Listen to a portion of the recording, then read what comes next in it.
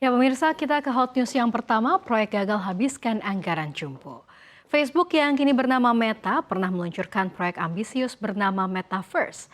Namun proyek yang telah menghabiskan lebih dari 60 miliar dolar Amerika Serikat atau sekitar 998 triliun rupiah sejak 2020 itu justru bernasib kurang baik. Meta sejatinya memiliki visi besar untuk mengembangkan dunia virtual yang menghubungkan satu sama lain serta memperluas pasar perangkatnya.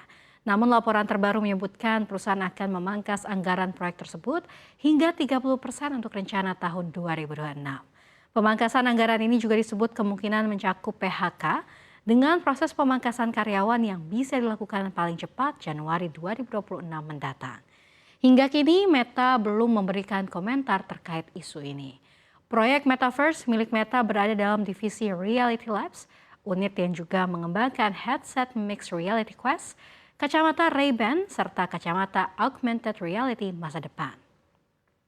Meta telah menetapkan belanja modal sebesar 72 miliar dolar Amerika Serikat atau sekitar 1.198 triliun rupiah tahun ini. Total perusahaan diperkirakan menggelontorkan hingga 400 miliar dolar Amerika Serikat atau 6.600 triliun rupiah untuk pengembangan AI sepanjang 2025. Untuk proyek AI, Meta menempatkannya dalam Super Intelligent Labs.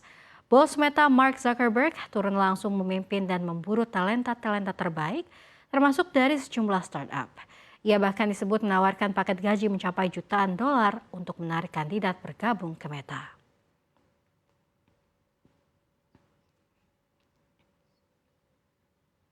Kita ke hot news yang selanjutnya, temuan terbaru dari analisis citra satelit mengungkapkan Beijing terus memperkokoh kehadirannya di Laut China Selatan. Dalam beberapa tahun terakhir, 3 pulau buatan terbesar China di Kepulauan Spratly menunjukkan pembangunan fasilitas baru yang memperluas kemampuan intelijen, pengawasan perang elektronik, serta ketahanan ataupun pertahanan kawasan. China tetap berkukuh menguasai sebagian besar wilayah itu dengan mengacu pada apa yang disebut hak historis, meski dasar tersebut telah dinyatakan tidak memiliki landasan hukum oleh Permanent Court of Arbitration di Den Haag pada 2016. Namun Beijing kembali menegaskan penolakannya, menyebut putusan itu tak lebih dari selembar kertas bekas yang dianggap ilegal, batal demi hukum dan tidak mengikat. Sebagai bagian dari strategi memperketat kontrol, China mempertahankan kehadiran kapal perang, landasan udara, radar, hingga sistem pertahanan. Aktivitas ini kerap ditantang Amerika Serikat melalui operasi Freedom of Navigation serta patroli bersama sekutu termasuk Filipina. Asia Maritime Transparency Initiative atau AMTI mengidentifikasi fasilitas baru di 3 pos militer terluar China, yakni Fury Cross Reef, Mischief Reef, dan Subi Reef. Fasilitas yang dibangun sepanjang 2023 hingga 2024 menunjukkan peningkatan kemampuan perang elektronik, serta sistem intelijen, surveillance, dan reconnaissance atau ISR berbasis kendaraan. AMTI mencatat 2 radom baru di Subi Reef dengan desain nyaris identik dengan radom di Fury Cross Reef dan Mischief Reef sejak 2017. Yang diyakini memberikan cakupan pengintaian luas dan saling tumpang tindih di seluruh laut China Selatan.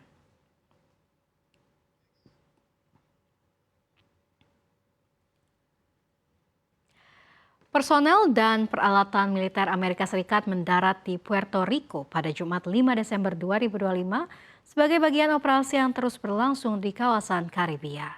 Pasukan tiba menggunakan kapal yang menurunkan kendaraan dan perbekalan di pantai El Faro di wilayah selatan Puerto Rico. Operasi dimulai pada pagi hari sekitar 7.30 waktu setempat ketika prajurit bergerak dari dermaga pengangkut amfibi kelas San Antonio milik Korps Marinir Amerika Serikat. Kapal tersebut merupakan bagian dari kelompok yang telah ditempatkan di wilayah Karibia selama beberapa minggu terakhir. Kapal Angkatan Laut mendekati pantai sebelum menurunkan kendaraan amfibi, Humvee, serta sejumlah alat berat. Para prajurit terlihat menata perbekalan, menurunkan perlengkapan, dan melakukan pergerakan taktis di sepanjang garis pantai.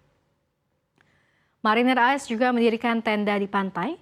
Hingga kini belum ada rincian mengenai barang-barang yang dipindahkan ke pangkalan militer di Puerto Rico. Pejabat AS juga belum memberikan komentar terkait tujuan pemindahan tersebut.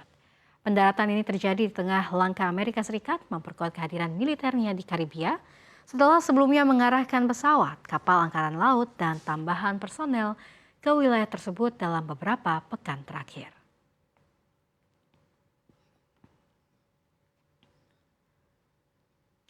Kita ke hot news yang terakhir dari dalam negeri. Aliran dana asing tercatat deras masuk ke pasar modal Indonesia sepanjang pekan lalu. Pada periode 1-5 Desember 2025, net foreign buy atau pembelian bersih investor asing mencapai 2,49 triliun rupiah di seluruh pasar. Sebagian besar transaksi berlangsung di pasar negosiasi seiring langkah XL Smart Telecom Sejahtera atau IXCL yang melepas seluruh kepemilikan di PT Mora Telematika Indonesia atau Mora. Mora sendiri mencatat net buy ataupun net foreign buy sebesar 1,87 triliun rupiah.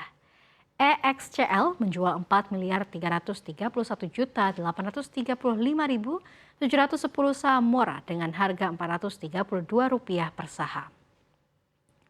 Sementara di pasar reguler, Bank Mandiri dengan kode BMRI menjadi saham dengan pembelian bersih terbesar mencapai 557,5 miliar rupiah. Diikuti MD Entertainment atau film dengan 514,1 miliar rupiah dan Astra International atau ASI dengan 3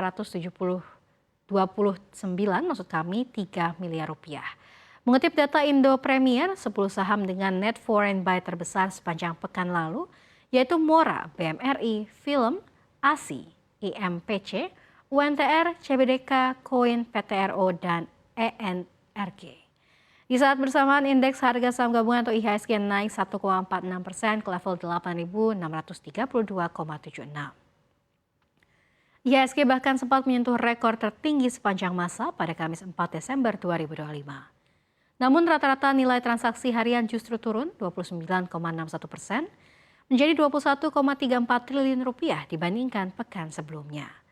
Rata-rata volume harian saham yang diperdagangkan juga turun 8,12%. Sebaliknya frekuensi harian naik 2,13% menjadi 2,6 juta kali.